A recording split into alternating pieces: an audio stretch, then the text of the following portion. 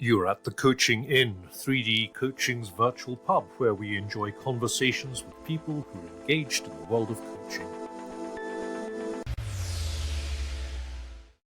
Welcome to this week's edition of the Coaching Inn. I'm your host, Claire Pedrick, and today is an open table, and we're going to be thinking about noticing in coaching. I've just come off a call for training people in transforming conversations, and I was telling them, well, they were saying that noticing is the thing that they find the most difficult to learn. And I was saying to them that I often say when I listen to a recording with coaches, did you see that? And the answer is almost always no. So I say, well, look again and notice, what do you see? And it's the most important and least formed skill in coaches, I think, noticing in coaching and in conversation. But unless we notice what's happening in the thinker, we aren't in dialogue, we're on transmit. And when we do that, and when we diagnose with what we see, we're actually taking power. So here's an opportunity for us to open up the conversation. Welcome to the Coaching Inn. Victoria Pyle, Ken Shih, Joe Evison, Alun Bedding, Christine Cadet, Nathan Whitbread, and Shankar Venkatraman. So let's find out who's in the room. Victoria, why don't you start? Just give us a line on who you are and where in the world you are, and what made you decide to come on the Coaching In podcast today? Thanks, Claire. So I'm Victoria Pyle. I became a coach about 3 years ago after a very long corporate career. I'm a dual national Aussie Brit, currently in the UK. And why I'm here, actually, Claire, is a couple of reasons. So firstly, I love your work, as you know. But noticing for me was the most transformative experience of my coach training by far. So I think it's just a huge topic for me. So I'm delighted to be here. Good. Well, welcome. That's such an interesting statement that it was the most transformative part of your coach training, because I think it just makes everything easier, doesn't it? Ken, hello. Hi, my name is Ken. I'm from Taiwan, and I'm currently working in Vietnam. I'm an HR director and internal coach. I noticing sounds very, very natural, but when you noticing and reflect back, it's very challenging. So that is why I'm trying to discuss more about that. Thank you. Right. Well, you're welcome. And we had a bit of a conversation about it earlier today, so I might offer you the thing that I was thinking that I didn't say this morning. Joe, welcome. Hi everyone, my name is Joe Evison. I'm a business agile coach working in Basel, Switzerland, and I'm part of an internal coaching community where Alan also participates, and he made me aware of this group. And Claire, I love listening to your podcast. There's always a lot to take away. So I feel it's a great privilege to be here and part of this conversation today. Well, and I think noticing is something I'm always trying to improve upon. Yeah, and I'm really looking forward to the discussion with everyone. Brilliant. Well, it's a privilege to have you here, Joe. Alan, hi. Hello, my name's Alan. I'm based in the UK, and as Joe mentioned, I'm an internal coach working for a large pharmaceutical company. Again, Claire, big fan of your work, and quite recently attended the Coaching with Presence course, which led me to think, noticing. Just one part, as you know, there's a noticing part. Yeah. Of that. It's good to have you here. And actually, little plug, the Coaching with Presence training is now going online as well as on site. So we've got no spaces on site this year now. They're full. And it's also going online. And we've been doing loads of thinking around it this week and recognising that actually there's all sorts of benefits about doing it on site. But there's also huge benefits about doing it online, because we're kind of freeing up the space that we coach in and changing the atmosphere. Christine, hello. Hey. So for me, I am a coach in training. I'm about 7 months into a 9-month PCEC course with Henley Business School, and Henley is also my employer. So at Henley, I'm a senior manager, and I'm really keen to try to embed the techniques of coaching into my day job. So obviously, I've listened a lot to some of your podcasts, and I come away with so much. So it's been fantastic learning for me.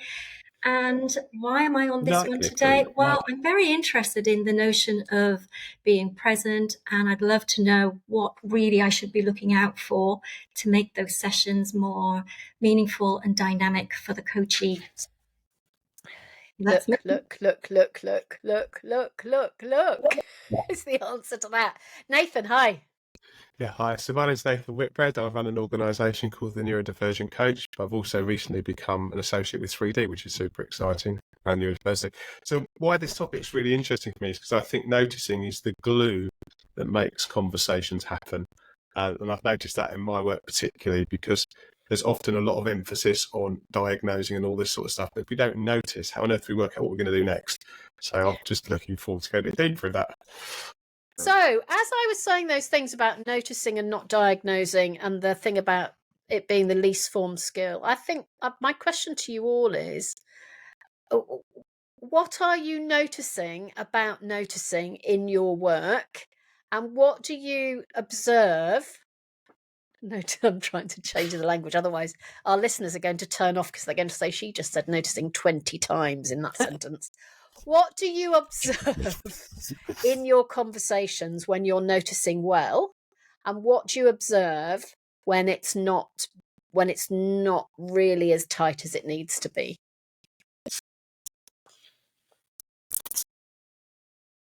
Ken.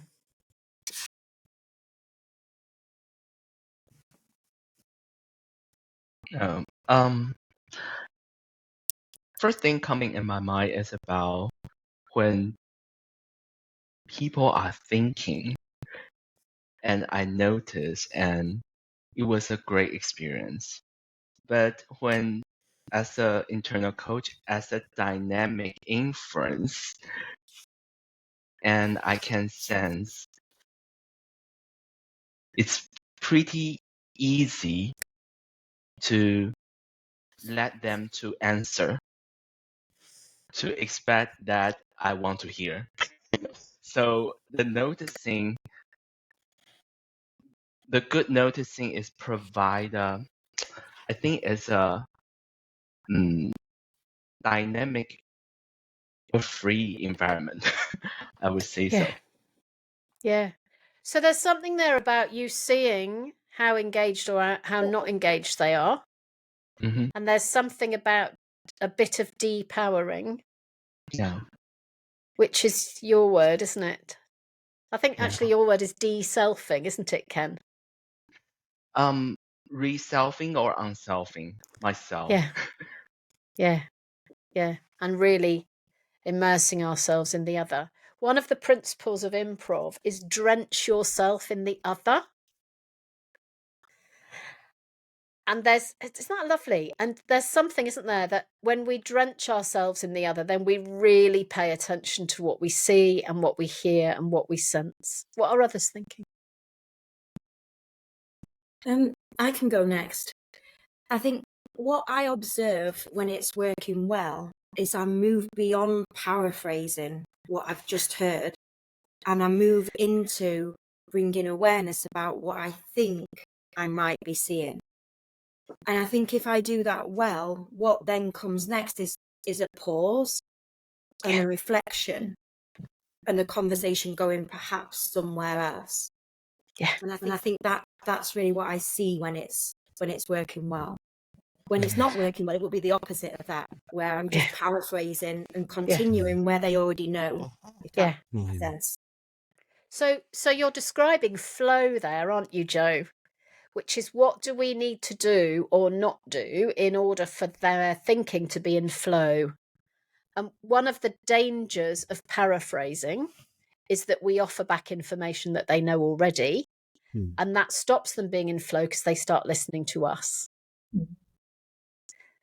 But when we notice and it sounds like an offer, then that really gets their thinking in flow and takes the work into their space. But they're so used to being in dialogue with people where the work is in our space that coaching is a bit of a weird thing.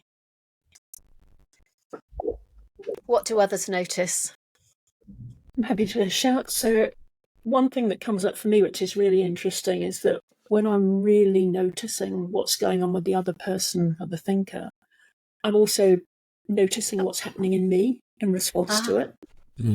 And that enables me then to kind of be of service to the individual. So it's, for example, it's how I stopped my advice monster very early in my coaching journey.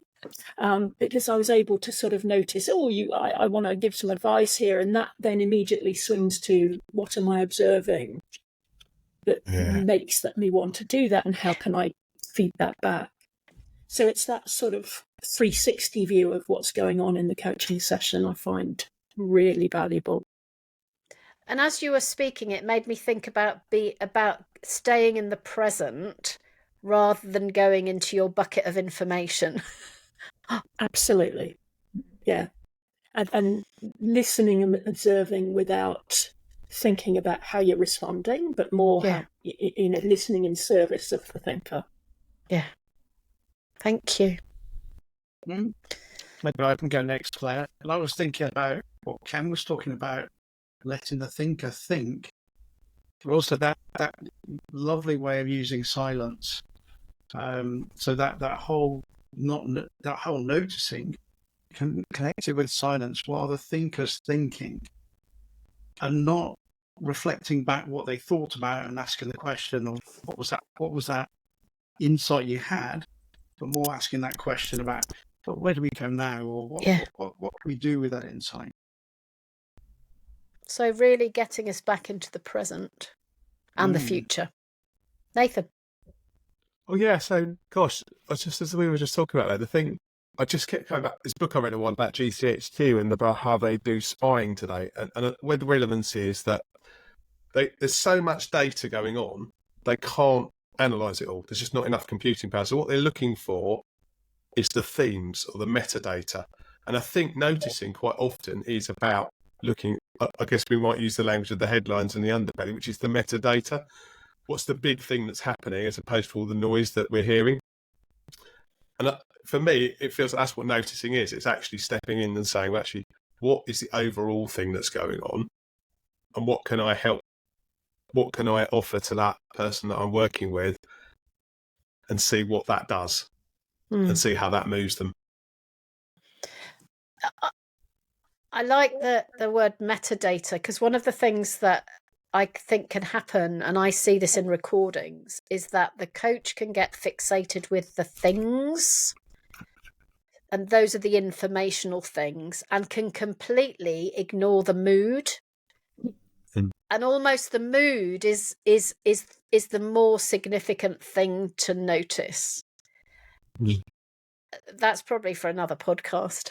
There's a quick tips video coming up about the things, the thing and the mood, which I think is quite deep and meaningful, but you might think it's crazy, ridiculous. But anyway, Christine, what are you thinking as you hear this conversation? I'm thinking that I think I'm touching on lots of these themes that are coming out. But for me at the moment, really trying to focus on what I see during my sessions. So sometimes I sense a mismatch between what I'm hearing and what I'm seeing. So for me, it's about maybe just checking in. Is that the real situation, or is there something behind it? So I think I'm all about the physical, what I'm seeing at the moment, and it's fascinating. Yeah. And I think that listeners, if there's one thing that you want to do to develop your skill, it's to learn to watch thinkers thinking. Because one of the challenges is when we are so hyper focused on what we're doing and what they're saying, we do get into this transmit space where we're not seeing the impact of what's just gone into the space on them. But that's where we get our timing, our that's when we notice that they've had an insight, or it's not working, or it's not useful. So I think that the most important space is what's happening in the thinker. And that really helps us to do everything else in a way that serves the work. So, Ken, this morning, you were talking about offering back the movement, weren't you, as well as offering back the mood? Say a bit more about that.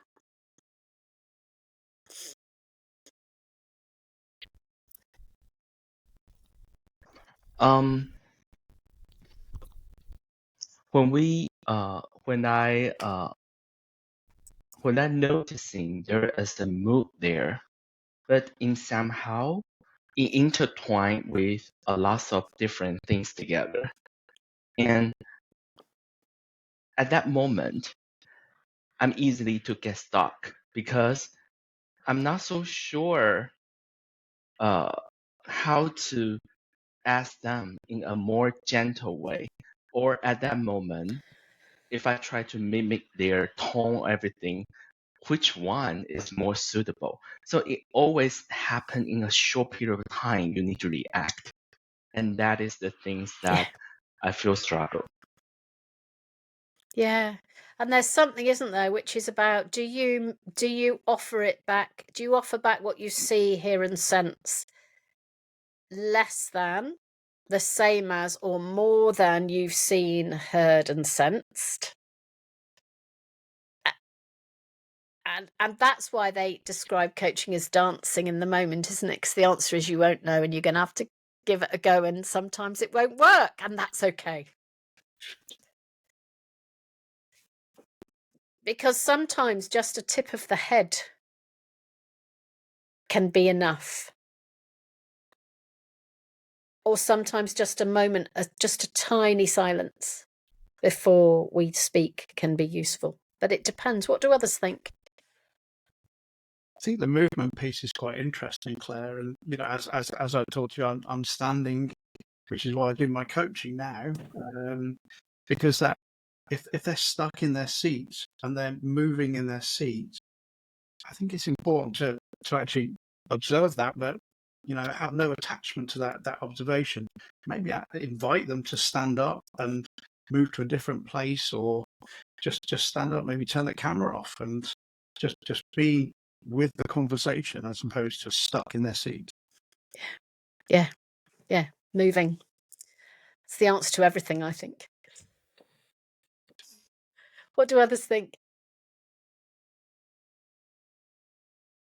I've not tried asking people to stand up and move around, so I think that's a takeaway for me today to think about that. And would it change the energy? Would it shift something?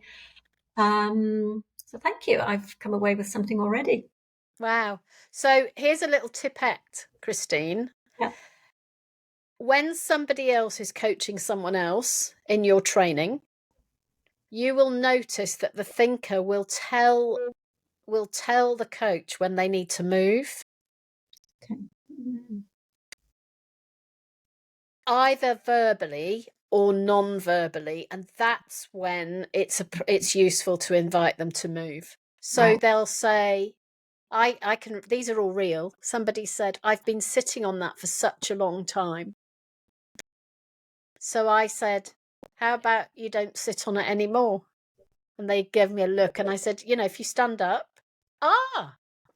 or they'll say, I need to take a step back. Yeah. Let's do that. Or they say, this will only work if you're on YouTube, team. They say, there are all sorts of things. I'm just kind of putting out lots of pots. There are lots of things, and I need to look at them all. And then I might say, well, let's put them all out and let's look at them. So that would be using objects. Yeah. So the thinker will always tell us how to work with them.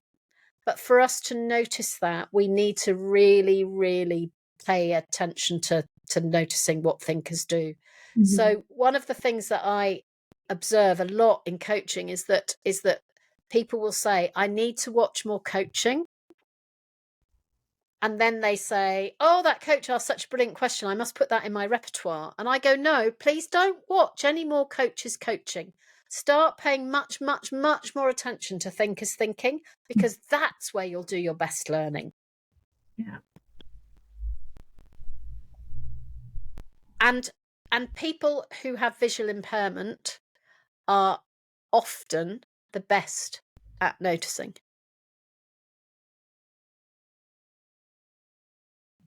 Which is interesting, I think. Incredible. Yeah. Yeah. So Christine's shared a takeaway. That's great. Really happy with that. Who else has had an insight?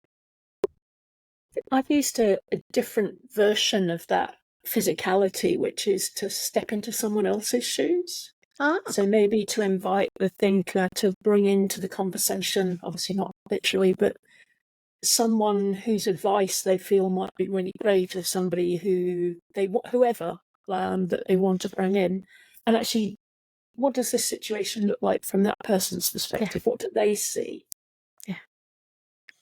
And that's been interesting. So obviously it's got to be the right moment and carefully crafted, but it's been just interesting in bringing a different perspective. Do you get them to go stand in their shoes? It kind of depends. So I think you can get a feel for some clients. I say, look, this one might sound a bit woo-woo, but can you go with me? And others, I think you just read the mood. But mostly, mostly, yes. And I think that when the words come from them, it doesn't sound woo-woo. So if you say, I wonder if you stand in someone else's shoes, what it'd be like, then it's coming from you. That's an offer, isn't it? Or an invitation. But if they say, I wonder what it's like if I could stand in someone else's shoes, then we can say, why don't you stand up and stand in them then? Exactly. Yeah. We're just introducing another of my favourite coaching questions, which is go on then.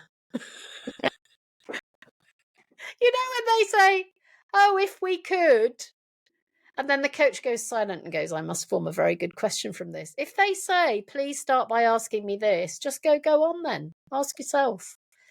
Because we want to keep them in the thinking space, don't we? We want them to stay in that space of generative exploration. And for that to be true, we have to stop pausing it all the time while we think about what to do next.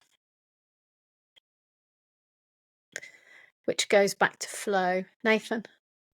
Well, I was just really struck by that. So one of the things around this noticing is, I think, linked to listening as well, because that's part of noticing. I guess auditory is part of the process. And that whole thing, I think it was when you talked to Oscar that he talked about this. Are we listening to respond, or are we listening to listen, so that we don't know what we're going to do next?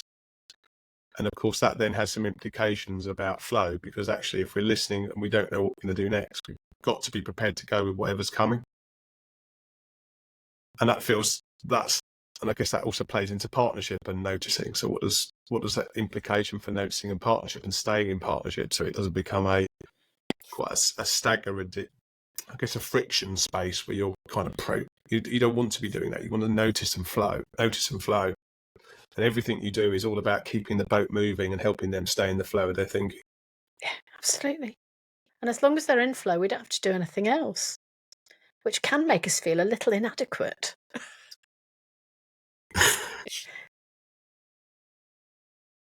Like, coming back to your point about watching other coaches coach, there was an aha moment for me, because something you and other coaches have said, or coach mentors have said, watch recordings of your own coaching and ask the questions, what didn't I notice during the coaching session, which I'm noticing now. Yeah. And not maybe about yourself, but about the thinker you're thinking with. Yeah, and that is such an amazing way of learning. And don't take any notice of what you did. Just take a lot of notice of what you noticed this time. Because we are doing a huge amount. When we're trying to ask a question, we're trying to see how it lands. We're trying to work out what to do. We're trying to remember the process. We're trying to be present. We're trying not to be disrespectful. We're trying to be professional. We're trying to do all those things. That's an awful lot of things to do in one breath. So the less we can do, the better. So I have a philosophy. So it's a principle. One of our coaching principles is be silent and ask questions where necessary. I talked to somebody yesterday who wanted to talk about coaching supervision, and they said, I don't know what you're going to think about my coaching. There was a session I did the other day where I only asked one question. I said, I think we're going to like each other. Because actually, if that was the question that was necessary, then that was an amazing session. Because we don't notice how what we do lands always, and we don't notice the impact of what we're doing, sometimes we don't notice just how high the quality is of their processing. And it seems to me that coaches are often in the world of wanting to ask great questions, powerful questions, amazing questions. But if we're in the world of wanting to ask amazing questions, we have to also be in the world of believing that if they're that amazing, they'll last a bit of time. And they'll enable the thinker to do some really great stuff. But we'll only know that if we're looking and not forming the next question.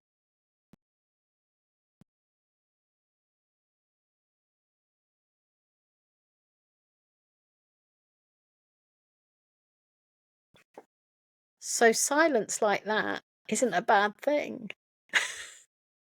It's a useful thing. Jo, you look like you've got something to say.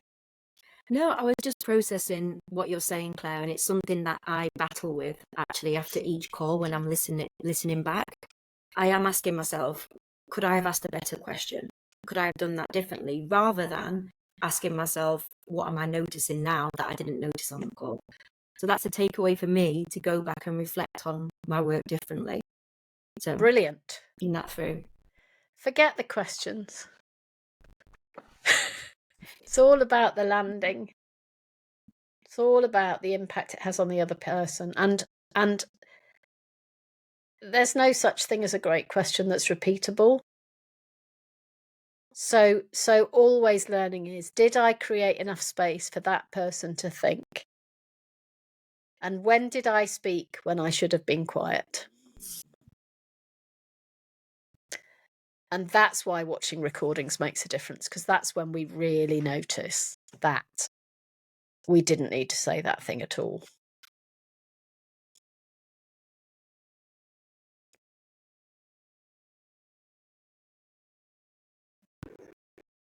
How are we doing? Ken? I was thinking, even noticing there's a lot of things needs to be noticing. So maybe for me, I can try one thing at a time, and then I can add up. Yeah. Please don't notice everything, because if you notice everything, you become really, you then become an expert again. It would be like noticing homework. one thing. Yeah. Noticing one thing is just great. Do you know, when I did my supervision training,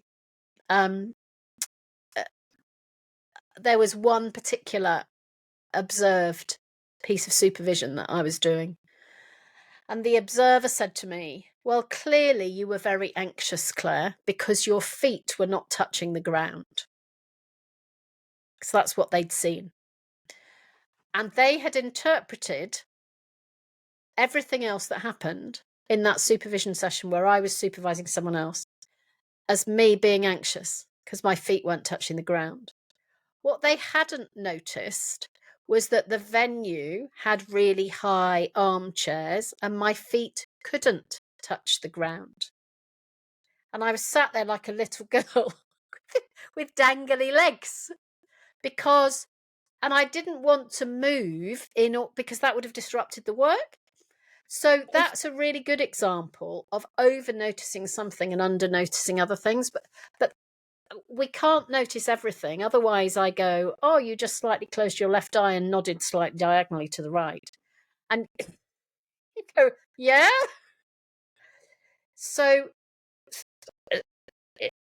we don't need to offer back everything, and we are not the analysts of body language, but there are things that are useful to see where we say what we see or hear or sense, which is enough, and it doesn't need to be formed into a question. Because what we see, hear or sense is the question, because that is where the work is. And when we diagnose and ask a question based on what we see, hear and sense, we've moved the work away from where it was to now where it is. And they then answer the question that we've asked, which is based on our interpretation of what we see or hear or sense. And then they answer their interpretation of our question. Now we're miles away from the work. So the more we can notice and offer and not diagnose, the more we stay with the heart of the work. And that's why it's easier and the flow's better, because we're where the work needs to be. For me, the biggest issue with coaching is that people answer the question that we've asked them, even if it's not useful, articulately and brilliantly. And it's a wonderful thing to be in dialogue with somebody who answered our question. But if the question wasn't useful, it doesn't move them anywhere.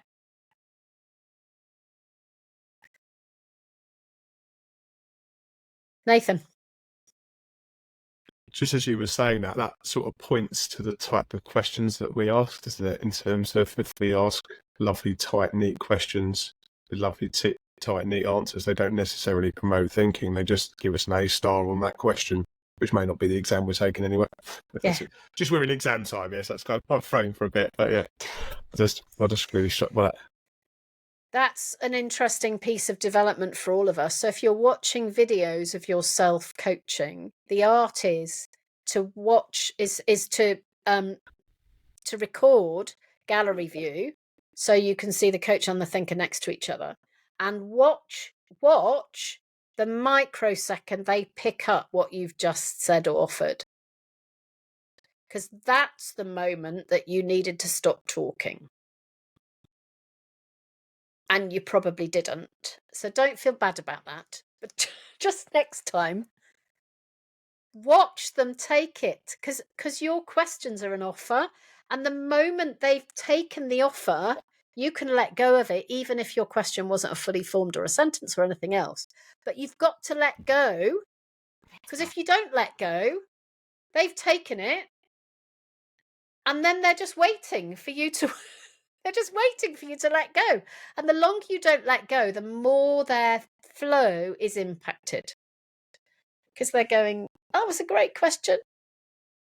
Are you going to stop talking? But they're never going to say that to you. And that's often where we stop the flow flowing. A powerful lesson for me, Claire, was it must have been months and months and months ago now. Your coaching to your supervision group was to, instead of asking a full question, was to just say, and so, or and next. And the first few times I tried it, it was so uncomfortable from my perspective, because I really felt like I wasn't doing enough. But bringing noticing and looking at the experience of that from the thinker's point of view was, I have to say, it was one of the best learnings so far in my whole coaching journey. Oh, great. That's really good to hear. Because nobody teaches us not to interrupt somebody else's thinking. But if our job is to facilitate their thinking, then surely we have to learn not to interrupt it. I get happily frustrated watching recordings where you can see that the thinker is really in flow and the coach just is adding a little bit of value here and there. And the thinker's looking in another direction, and then they're going in this direction, and then they're going over here. Whereas if they'd been left to their own devices with a witness to their work, it would have been very different. Very different.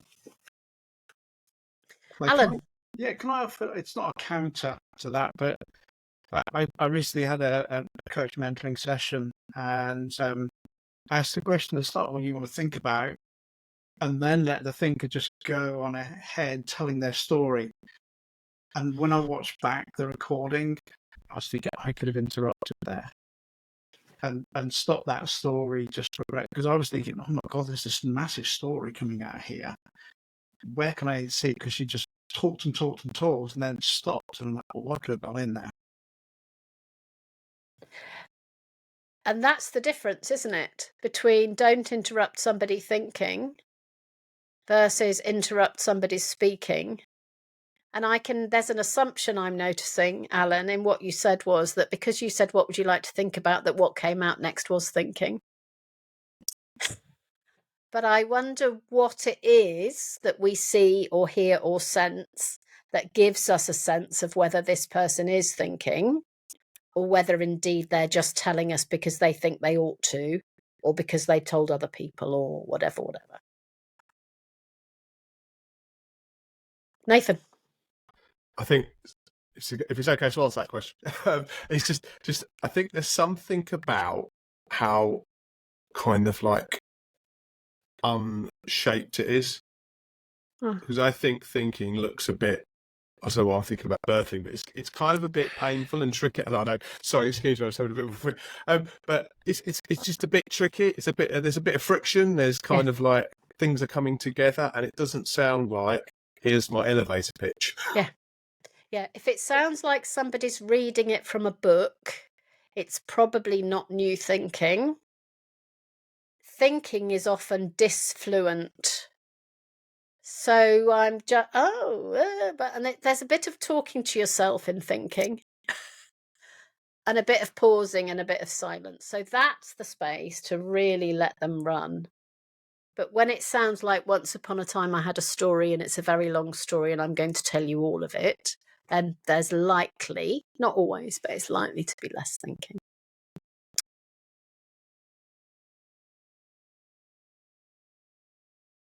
So much. Christine, you look like you're about to say something. I'm noticing. I'm thinking, Claire. I'm thinking. I'm thinking about this notion of these very, subtle noticings that we now might see. And I think now I've got greater awareness around it. So I'm going to put this to the practice later today, actually. Cool. But I'm also thinking about this interruption as well, that we just spoke about. And I think that is such a valid point to notice when you want to interrupt, and should we interrupt at that point? Maybe just letting the thinker get comfortable with that silence a bit longer. I think it can't do any harm. And I'm wondering what the impact might be for the thinker, but also for me. What will I see when I let them go that little bit further than what I would normally let them go by, because I think to a certain extent, it's so tempting to jump in and see what's going to happen when actually they just need to think a bit more. So you're describing kind of generative silence there, aren't you? Where in the silence something happens, but I think that interrupting well is a really important skill for coaches. Right. And most of us are really good at interrupting badly, which sounds like, can I just stop you there? It's like comes to an absolute emergency stop. Or the one that I hate the most, which is, I don't need to know that. That is so rude.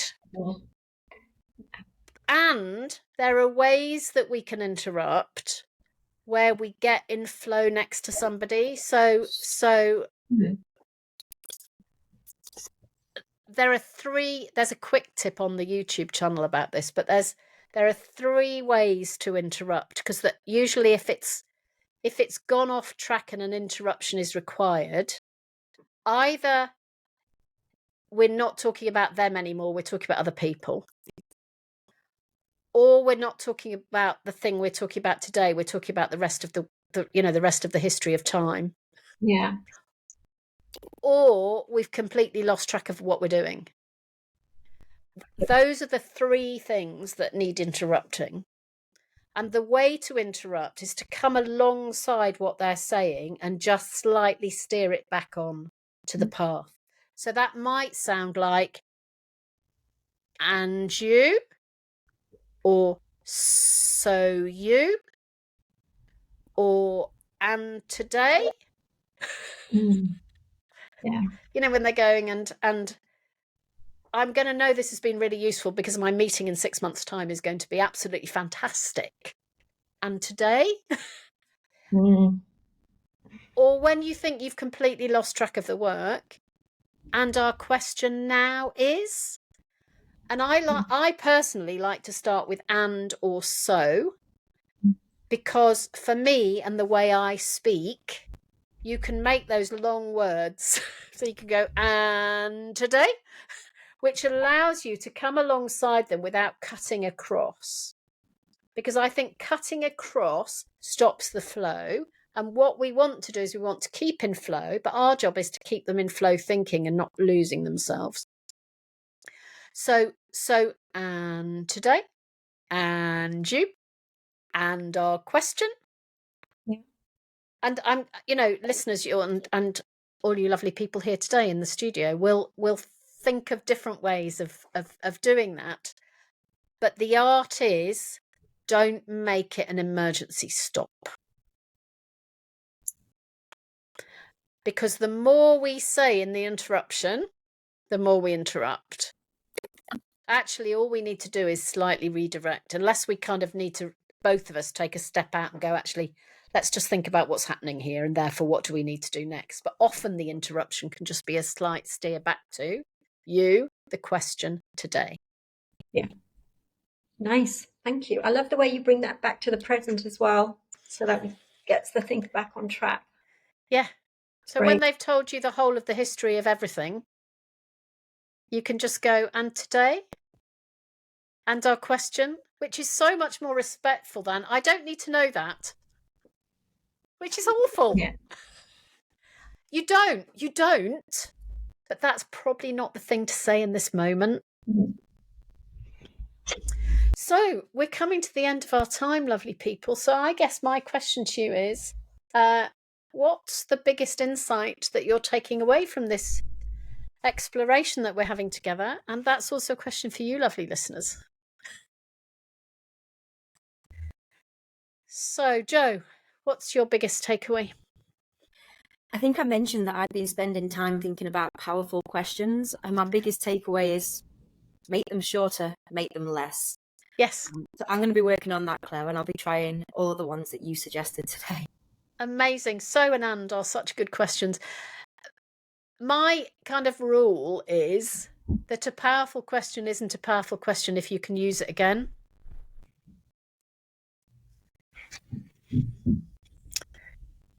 Unless it's so or and. Ken, what are you taking away? Noticing the noticing.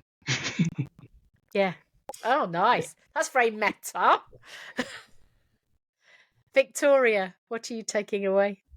There was one question you asked us to sort of think about retrospectively, which was, did I create enough space for the person to think? I'm going to focus on actually asking that in the present tense during the session and just noticing. Yeah. Because unless they're thinking, we're not being of service. Alan. That last point, Claire, was the point before about the interrupting the story. And I have a tendency to let people just tell stories. And so that's a big learning for me to just, when to interrupt and how to interrupt, and then ask those and so questions. Yeah. Some people need to tell their story because they need to feel deeply heard. But many people will tell you the story because they think that's what you're expecting. And the art is to learn how to tell the difference and how to manage the segue between one of those and the other. Christine. Similar to Ken, really, I think. This notion of just bringing the discussion back to now and trying to move them forward rather than looking at the past. Yeah. Very powerful. We probably need to do a whole episode on that, don't we? Nathan? I think for me, it's the noticing sort of an art that you continue to get better at, hopefully. And also that it's all in service of flow. Yeah. I'm thinking flow. And I guess that really helps frame it for me, because I think when you look at these things on their own, you go, well, I kind of get why it's important, but actually when you understand it's all about the thinking flow, that kind of changes it a bit. Yeah. And it's all about noticing and not diagnosing. So I love forensic novels. I love detective shows on the TV, and I love working out who did it. But all of that's diagnostic. The question is, what did I actually see or hear or sense? So I will put everybody's contact details in the show notes. Thank you, Joe Evison, Ken Shih, Victoria Pyle, Alun Bedding, Christine Cadet and Nathan Whitbread for coming to the Coaching In. Thank you everyone for listening. If you want to get the next episode as it drops, please follow or subscribe on your favourite podcast channel. Thank you for coming to the Coaching In. Bye-bye. If you've enjoyed what you've heard today, we'd love you to share the podcast with a friend or leave a comment on social media. And if you'd like to become a regular at the Coaching In, you can subscribe on Podbean and all major podcast channels. We look forward to welcoming you next time. You've been listening to The Coaching In, 3D Coaching's virtual pub. For more information, check out 3dcoaching.com.